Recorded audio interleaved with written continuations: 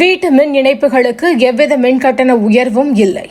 மின்சாரத்துறை அமைச்சர் சிவசங்கர் அறிக்கை. மாதம் ஒரு முறை மின் கணக்கீடு என்ற தேர்தல் வாக்குறுதி என்னவாயிற்று? நைனா நாகேந்திரன் கேள்வி. மத்திய அரசு பல திட்டங்களை கொண்டு வந்தாலும் இஸ்லாமியர்கள் பின்தங்கியுள்ளனர். ஆதவ் அர்ஜுனா பேச்சு. நாடகத்தை விடுத்து நீட்டை ரத்து செய்ய நடவடிக்கை எடுங்கள். திமுகவை சாடிய ராமதாஸ். சகோதரி தமிழிசைக்கு மீடியா மேனியா. அமைச்சர் சேகர் பாபு விமர்சனம். குற்றால அருவியில் குளிக்க தடை. சுற்றுலா பயணிகள் ஏமாற்றம். சுற்றுலாத்துறையை மேம்படுத்துவதற்கான பணிகள். பிரதமர் நரேந்திர மோடி தலைமையில் ஆய்வுக் கூட்டம்.